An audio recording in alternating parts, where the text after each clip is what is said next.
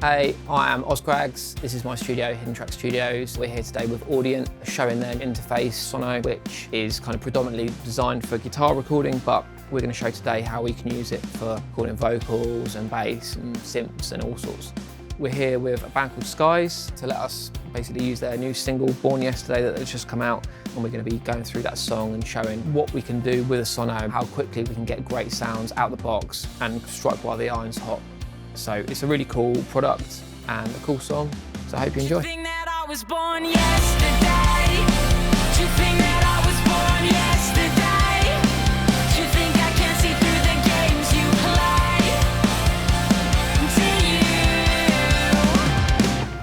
What we're going to start with for this is the clean guitars in the verse, just running through the actual preamp itself, using the torpedo cab.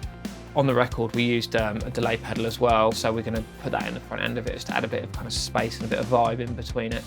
With everything I do recording wise, it's critical for me that we're monitoring with zero latency, because even with small buffers, that slight bit of latency can be quite disconcerting for a guitarist or a singer. So it's really great that the Sono's got a feature on it where you can input directly from the source rather than kind of running it through using the monitor button on your DAW. So that's what you're hearing from this guitar. It's basically going straight into this delay and then into the preamp and running through a cab emulation as well. So we've dialed in a tone that we're happy with. We've gone through the kind of different cabs and specifically the mics. I think for this I've settled upon a 87, which is a large diaphragm condenser emulation on that. There's different rooms available, and as well you can kind of dial in how much of the room you want to hear with this control here, the distance control. I've kind of set it pretty close, and just in this room here we're going to record a couple of takes on this, double track them, so we're going to record them now.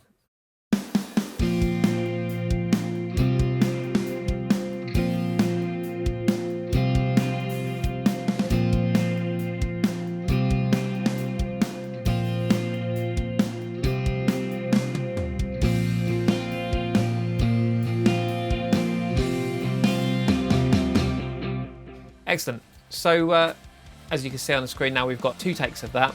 That's ready to be mixed for me.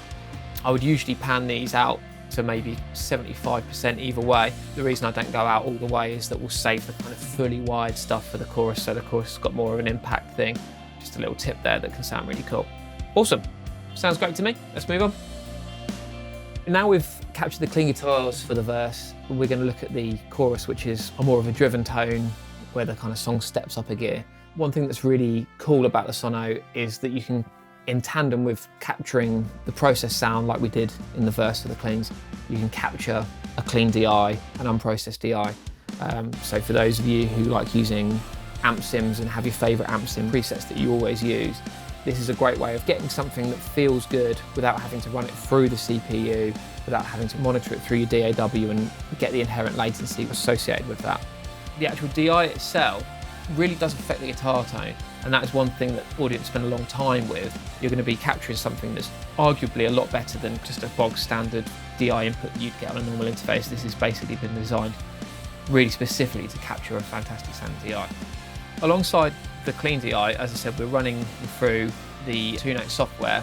I thought Studio A sounded great for this, not really using much of the kind of ambient space around it, but on this we've used a slightly different cabinet. We've gone for a Marshall 1960 style and a 57, which would be kind of pretty similar to what I would capture with ultimately. We've also got the power amp stage dimed up, which is where we're going to get a lot of that kind of drive tone from. But I've also tweaked the EQ a little bit differently, so I've pulled the bass out a little bit, pushed a little bit of mids into it as well, just to kind of give it more of a forward tone. It's an exciting part of the song. I want to get something that feels great for the player to kind of be performing and be inspired by, capture it, feel good, but know that we've got that clean DI safety net that we can kind of obsess over with amp sims or reamping, which we'll touch upon later. So let's go for a take on this.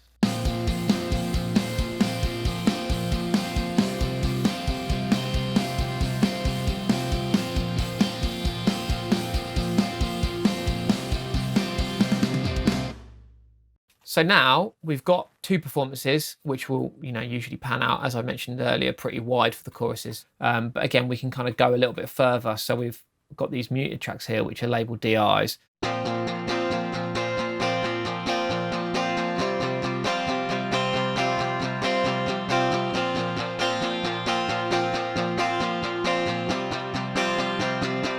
you can hear that I've thinned out the low end, wanted it to kind of have that Fendery vibe. So kind of use the EQ to dial that tone in a little bit, which is nice to be captured. So what we can do now is show what could be done with that DI. So for example, running it through your favorite amp sim.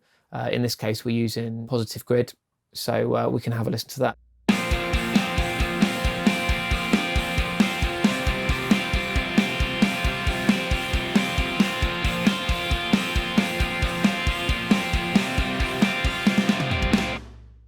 Sounding really good with the Positive Grid on there.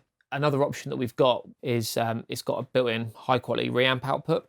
Usually with normal interfaces, you'll have a line level output and have to actually get a separate reamp box and to connect to it. This actually comes with a high quality reamp built in, which we'll do now and show you how that sounds. We've got a Friedman here, and that's running through into the cab in there, 2x12, mic'd up with a 57. That mic's coming back in, going to input channel 1. Set without the valve, just so it's a nice clean transparent circuit, and then we're basically just going to record that back into our session.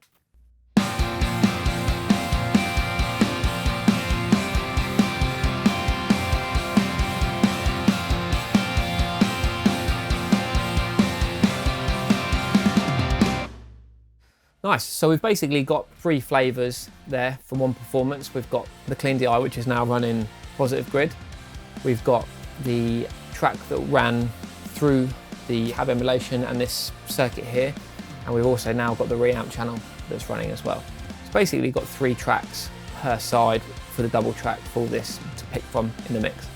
Let's get on to recording some bass.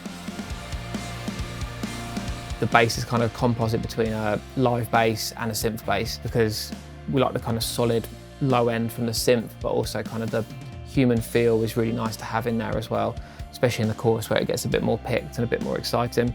The 2 Notes has bass cabs in there as well as guitar cabs, so this is a really cool feature, and if you're a bass player, you're covered basically. How I'm capturing this as well is the bass is going into my dark glass pedal, which is going into the same DI input as we used for the guitars. This time I've just flattened out the EQ, and then that's running through the 810 cab emulation, no power amp on that. The contour and the tone controls I've just kind of dialed a little bit to kind of get a bit more fatness out of it, and this vintage and modern contour is really helpful on bass actually. You can kind of really feel out how much of the mids and how much of the low end you want in your tone. So we've kind of got a tone that we're happy with. The dark glass is providing a little bit of grit, and then the cab is just kind of giving it the kind of fatness in the bottom end. So what we're going to do is we're going to do a take through that first verse and chorus. The bass doesn't play in the pre-chorus on this song because in the production, again, we just decided just to have synth bass there to give the chorus a little bit more impact. So let's get a take on that.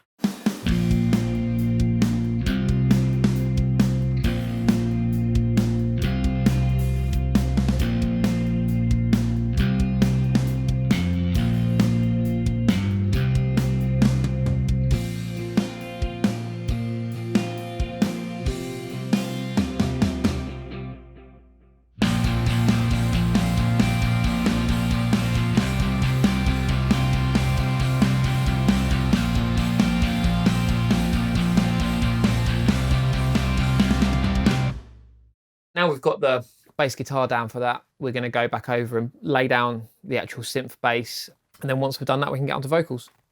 We're using a hardware synth bass which is running into the line input on this. It's got a button on the back which puts the valve into the path of the line input as well. You can also use the cab emulation if you wanted to use the power ramp saturation or cab simulation or the room and kind of ambience effects of that as well. We've chosen not to because it's just basically how we captured it actually on the record itself, so we're just kind of staying faithful to that, but the valve is just kind of helping smooth it out and add some kind of presence to it as well, which is really nice. Okay, are you ready?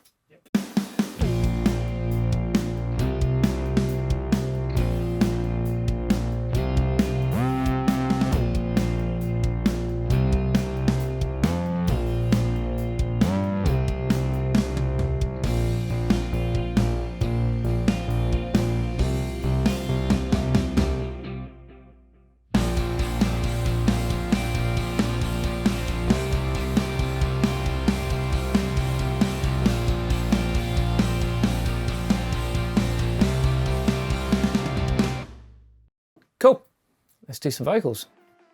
So we're going to record a bit of vocals with Ali, who's in the live room now. And the setup we're using is basically an Audio Technica in that room.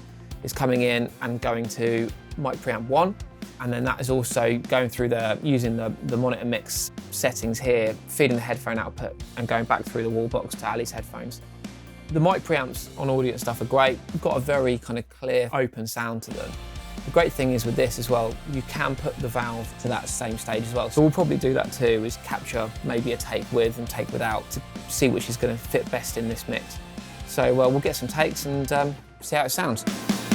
1 AM and I'm awake again, but wearing a thought you. Your phone it rings, it says no one, they want nothing, but I'm not sure that's true. Do you? Oh, do you think that I was born yesterday? Do you think that I was born yesterday? Do you think I can see through the games you play?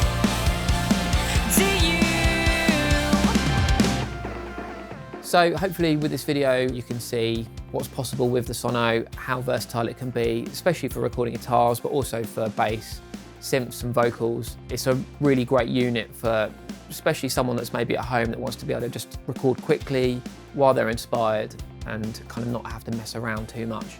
It goes without saying that Audient stuff is always built really well, always sounds good. I use it pretty much on every song I ever record. It's got something Audient, so it's really cool for me to be able to kind of play with the new toys and get to show you what's possible.